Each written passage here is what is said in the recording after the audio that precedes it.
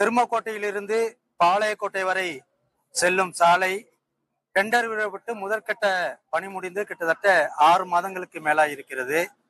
கிராம மக்கள் அந்த சாலையை பயன்படுத்தி வந்த நிலையில் இன்றைக்கு லாயக்கற்ற நிலையில், போக்குவரத்துக்கு லாயக்கற்ற நிலையில் அந்த சாலை இருக்கிறது.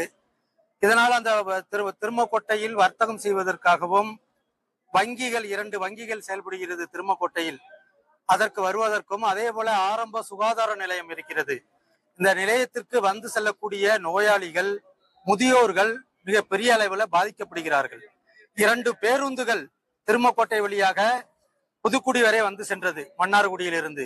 அந்த பேருந்து 1 ஆண்டுகளாக நிறுத்தப்பட்டு விட்டது. சாலையை காரணம் காட்டி நிறுத்தப்பட்டு விட்டது. இதனால் அங்க இருக்கிற சாதாரண ஏழை எளிய பொதுமக்கள் இன்றைக்கு வாகனம் மூலம் ஆட்டோ எடுத்து இந்த கார் மூலம் வருவதனால் அவர்களுக்கு மிகப்பெரிய அளவில் பொருளாதார இழப்பு ஏற்படுகிறது.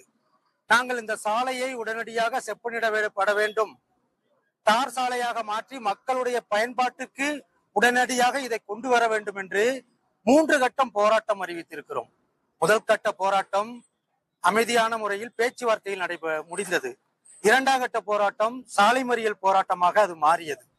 அதிலே சொன்னார்கள் 10 நாட்களில் அந்த சாலை முழுமையாக மக்களுடைய பயன்பாட்டிற்கு கொண்டு செல்லப்படும் என்று அதிகாரிகள் வந்து வாக்குறுதி கொடுத்ததன் அடிப்படையில் இந்த கிராம மக்கள் இந்த அரசு அதிகாரிகளுடைய வார்த்தையை நம்பி நம்பிக்கையோடு சென்றோம். 1 மாத காலம் ஆகிவிட்டது. மீண்டும் சாலை செய்யவில்லை. மீண்டும் நாங்கள் போராட்டத்தை அறிவிக்கிறோம். இந்த முறை கூடுதலாக கடையடைப்பு மற்றும் சாலை மறியல் போராட்டம். இங்கு இருக்கிற வர்த்தகர்கள், திருமக்கோட்டையில் இருக்கிற கிராம மக்கள், பொதுமக்கள் அனைவரும் இந்த சாலைக்காக எங்களுக்காக மிகப்பெரிய அளவிலே ஆதரவு தெரிவித்திருக்கிறார்கள். இன்றைய தினம் 500க்கும் மேற்பட்ட ஆண்கள், பெண்கள், வர்த்தகர்கள் இணைந்து இந்த பெரிய போராட்டத்தை நடத்தியிருக்கிறோம்.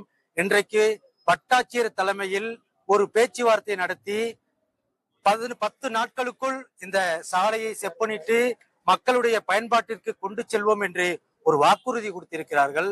அரசு அதிகாரிகளுடைய நம்பிக்கையை நாங்கள் ஏற்றுக்கொண்டு இந்த போராட்டத்தை தற்காலிகமாக நிறுத்திக் கொள்கிறோம்.